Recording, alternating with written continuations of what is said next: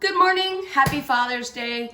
My name is Shauna Lee and today is Father's Day. Now, usually, I don't know about your family, but in my family, we're usually having a barbecue on Father's Day. My dad loves to barbecue. He and my mom have created a really beautiful deck space and he's got an amazing barbecue and he makes amazing things, and we usually always get together, the whole family, and we all go to their house and we have a barbecue. And I only show up because my dad makes the best potato salad in the world.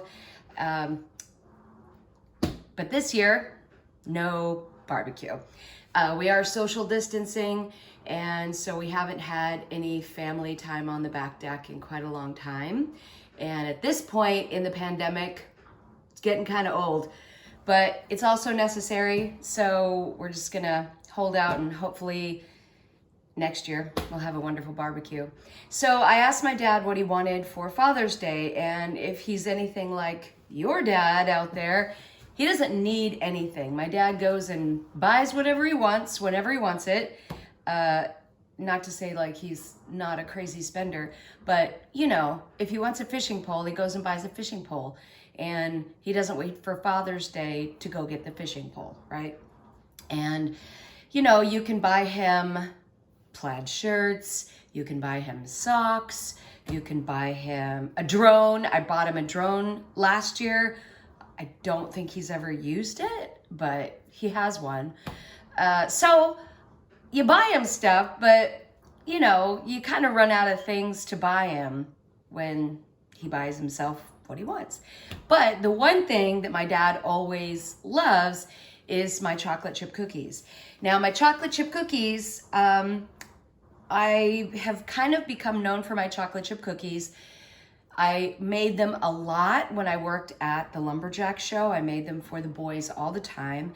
And it was sort of a thing that if somebody said the word chocolate chip cookie, or let's be honest, just cookie, I could have cookies in the oven within 5 minutes. I always have all the ingredients for chocolate chip cookies, and I make the recipe from memory. I've been making this same recipe with a few tweaks of my own for probably 30 years. So I'm not going to take credit for it in full. It was originally a recipe that I read in a magazine, and I believe that the recipe comes from Jacques Pepin.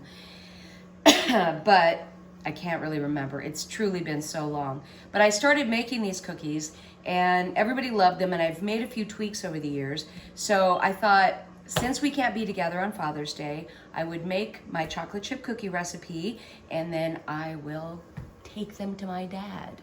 Now, my dad's name is Gus Peterson. I know a lot of you out there don't know my dad, but since one of the things you do on Father's Day is you sit around and you tell stories about your dad, if anybody out there knows my dad, Gus Peterson, and has a funny story, put it in the comments below, and then I will share all the stories with him.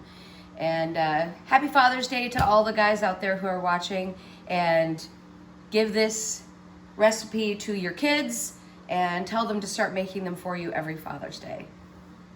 Here are the ingredients that are going into the chocolate chip cookies.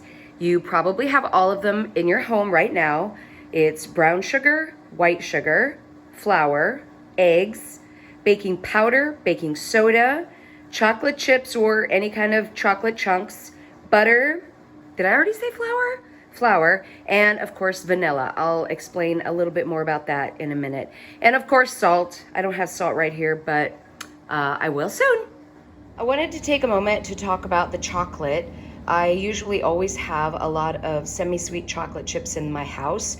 I am not a fan of milk chocolate, but because I only had a little bit of the semi-sweet chocolate chips, which are these right here, and I try to use the best ones I possibly can get, but the ones that I had in my house were kind of a, you know, the cheap shelf chocolate chips. So what I'm doing to round it out, because I'd like to have about a cup and a half, I had a 99% dark chocolate bar, which is extraordinarily dark. But when you add it in and chop it up with the other kinds of chocolate, you don't really even notice that it's that dark. And then I also had a milk chocolate bar. And so I've just chopped those up and we're gonna add all of those together. So it's basically just going to be a 3 chocolate chip cookie, but you can use whatever chocolate chips you want. You can use all semi-sweet, you can use all milk chocolate, all dark chocolate, whatever. So I don't have a cameraman today, so I'm doing all of this myself, but I wanted to also explain the vanilla. One of the reasons that people may believe my cookies maybe taste better is because I use my own homemade vanilla, and vanilla is really a seriously important base flavor in chocolate chip cookies. You got to have the yin and the yang. So I buy vanilla pods off of Amazon and I put them in the jar. I don't know if you can see this. Maybe we can you kind of see that? See it kind of? Yay. See there's little vanilla pods in there? There you go. So I buy the vanilla pods, I split the vanilla pods, I put them in the jar, and then I fill the jar up with Crown Royal. Or I've actually made it with a bunch of different kinds of whiskey. I've also used vodka. I've also used rum. And rum vanilla is so good. But I usually just make it with whiskey. And because it kind of matches the kinds of baked goods that I usually make, which is mostly chocolate chip cookies.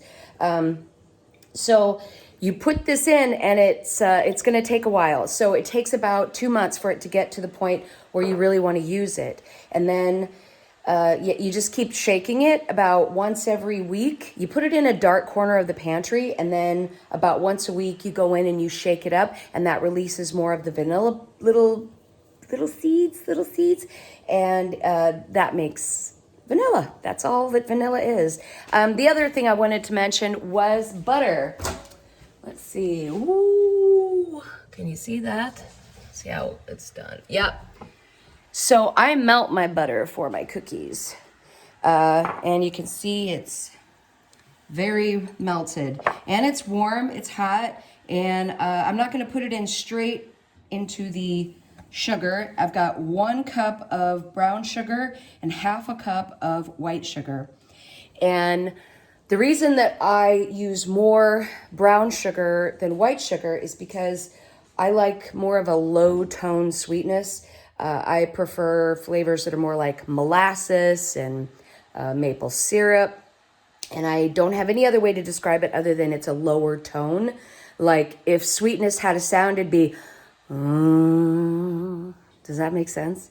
And then there's things that have a high tone sweetness like Kool-Aid, just like straight white sugar is like it's very, I don't like that. I like a lower tone, mellow, very sultry kind of sweetness in my cookies.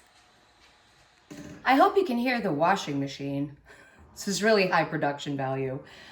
Okay, so we're gonna put everything together now. I've separated everything out. Another note, eggs. I only use 1.5 eggs. I use 1 whole egg and 1 egg yolk. And that makes it, it's a fattier cookie. There's more fat in the yolk.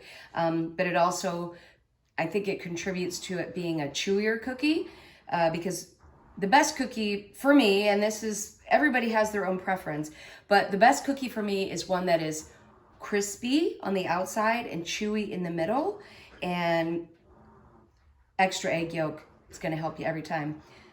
Okay, here we go. And you'll see this really goes together quickly. So once you have all the ingredients and it's kind of stuck in your head, you can really throw these cookies together quickly. I've already put in 1 cup of brown sugar, half a cup of white sugar, and you can also make vanilla sugar. I usually keep a big jar of white sugar and I shove a bunch of vanilla pods into it, and I just keep that off to the side. And then when you want to make something like shortbread that you just want that extra little tweak to it, use the vanilla sugar, because that vanilla will suck up the flavor of that, the sugar will suck up the flavor of the vanilla. All right, enough already. All right, so I've got my melted 1.5 cubes of butter. And I'm gonna put that right onto my sugar. Make sure I get it all out because I love the sugar and the butter. All right. Now, unlike Russell Wodehouse, who feels he needs special equipment to get a job done, I just have a basic old hand mixer. Got it at Walmart, I think. It was probably on sale for under $10 because it's a cheap one.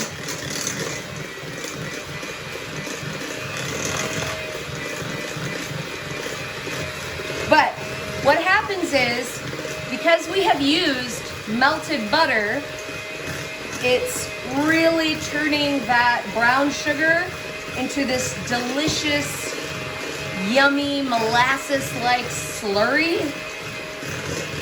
Oh, it's so good. Okay, there we go. It's brown sugar butter. It tastes good. Then I'm gonna add in, I put in 3 teaspoons of vanilla. It's a lot of vanilla, a lot more than most recipes call for. And then I'm gonna put in my whole egg plus 1 egg yolk. Mix that up. Okay. So when you're done, comes out this lovely caramel color. I hope you can see that. Now, a lot of people feel like they need, I don't know why, but 100 different bowls to do anything. I used extra bowls here today just so I could demonstrate what was in all of the, what's all the ingredients are. But usually I literally just dump everything in and go. And the next ingredient is 2 cups. There's 1, 2 cups plus, where's my little thing?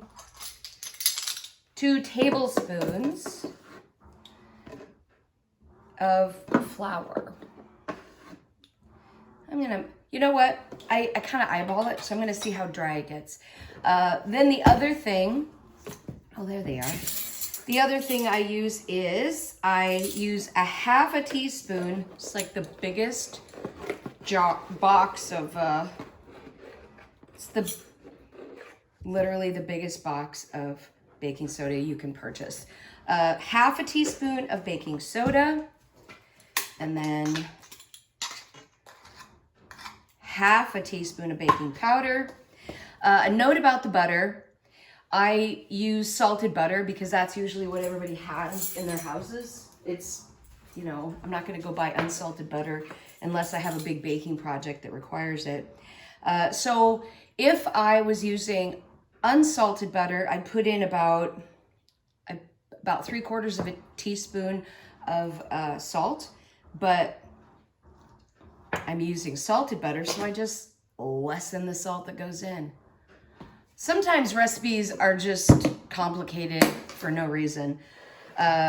So if you have a recipe that requires unsalted butter, if they're adding in salt at a different time, I'm sure that there's a reason for it. I'm sure that if I went to cooking school, I'd be able to figure that out. But at this point in my life, I have gotten along quite well just modifying the salt content based on the kind of butter I use. So we've got the salt, baking soda, baking powder, and the flour all right there. We're just gonna mix it up quickly.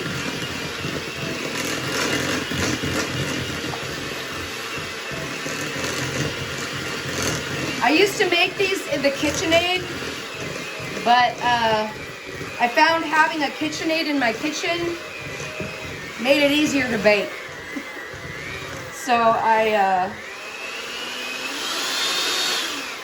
I don't keep it in my kitchen anymore. I bring it out when I want to make things like pasta and use the roller attachment. Now, I didn't mix that very long. Now, ideally, what you want to do is you want to just mix it until it's just incorporated, until you just can't see any of the flour. Of course, you can see it on the rim, but a lot of people I see, they like, oh, it says on the package I should mix it for 5 minutes. No, you shouldn't, because that creates a cakey cookie. I don't like a cakey cookie. If I wanted cake, I'd make a cake. So that makes for a cookie that is has less gluten in it, because you're not giving the gluten a chance to develop. When you make bread, you need it, so that you need it, and actually K and EAD need it, because you want it to be like bread. So you need it, which develops all of that gluten, which makes for a bready texture. You don't want that in your cookies. Now, chocolate chips go in. P.S. I have preheated my oven to 325. These are more of a low and slow cookie situation. Now, I'm just mixing in by hand all the 3 different kinds of chocolate bits that we've got. I used to make these for my dad all the time when I lived at home, which was during the Paleolithic era. It's been quite a long time, but at this point, you know, I make them for him on special occasions. We all try to eat healthier, and cookies is really not a part of a healthy diet. Not. And then you're supposed to lick the beaters. Let me see. Oh yeah, that's good. Yeah, that's good. Okay. All right. Now, I have big sheet pans, and I'm actually using my regular cookie size pan for an art project. So anyway, but I have Silpat. My Silpat is really old. If anybody knows wants to get me something, I need new Silpat for my birthday in October. Now, the other thing that annoys me is people who have, oh my God, I got a cookie scoop. I'm gonna just scoop out the perfect thing, right? I'm gonna eyeball it, okay? See that? That's a giant cookie. But I'm gonna take a little bit off there. So then you make a bunch more of those, about the same size. And yes, I washed my hands before I started. The other thing you can do with this cookie batter is you can lay out like a strip of it on parchment and then roll it up and just put it in the fridge, and then cut off pieces anytime you want cookies. So it really holds up well in the fridge. You can freeze it. On many occasions, I've just made like a double batch of the batter and then used it for different things. Like I'll put nuts and cranberries in one. I'll put chocolate chips, of course, in another. But you can also put like peanut butter chips, or the little cinnamon bits are super good in it. Ever seen those? They're just like little bits of yummy cinnamon. Oh, so good. All right, so now I've eyeballed this. Voila! There are our cookies ready to go into the oven. I really need to get more Silpat. So the cookies are in the oven. I've set the timer for 10 minutes, and it's supposed to be 12 to 14, but do not trust your oven. I don't even really trust my oven completely. You want to check them. You want to just take a peek at them, see what they look like. And what you're looking for is a beautiful, the brown ring around the edges. And then it should look dry over the top of the cookie. Do not overcook your cookie. Unless you really like crispy cookies all the way through. And some people do, and that's great, and that's fine. These are not those cookies. I mean, they could be, because I burnt them before, and to be honest, they still taste good. But if you want the perfect cookie for Father's Day, you check them after 10 minutes, and then maybe leave them in a couple of minutes more until they look perfect. The other secret is, if you're anywhere in the house and you smell the cookies, the minute you smell them, they need to come out of the oven. All right, here they are. Try to get in a little bit closer. You can see that there's a little bit of cracking on top, which is a really good sign. And you can see that the edges are just slightly browned, but they don't look wet at all, and they feel dry on the top as well. The other great thing about this particular cookie recipe is that, let me grab a thing. You literally, like, here, I'm gonna turn one over just so you can see perfectly browned on the bottom. That's not only the recipe, that's also using Silpat, so I'm gonna give Silpat its proper due. So we're just gonna let them cool on the pan for about a minute.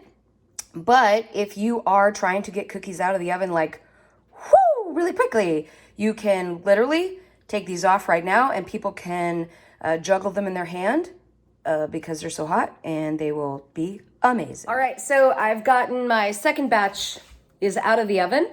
This recipe makes a perfect 2 dozen cookies. So yeah, if you wanna make more, just double the recipe, of course, but 2 dozen is a really great amount for any occasion. And let's try one. Okay, here they are. So I wanted to get down here so that I could demonstrate for you. There's the bottom of the cookie. It's perfectly brown. A little bit of brown on the edge, as you can see. And then this crackling on the top is a signature of a chewy cookie. Let's just move all this out of the way. So let's see if I can get this in here.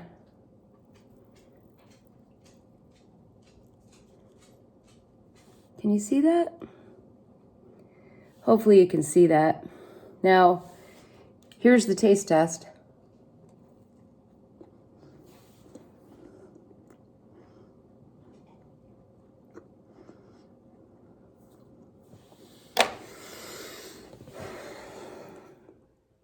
That's a good cookie. So I'm gonna wrap these up. I'm gonna take them to my dad, and I'll probably hide them from my mom because, you know, she hates cookies. Anyway, I wanted to tell some stories about my dad while making this video, but my favorite stories about my dad, I'm not sure if the statute of limitations has run out, so I feel like I need to keep those stories to myself.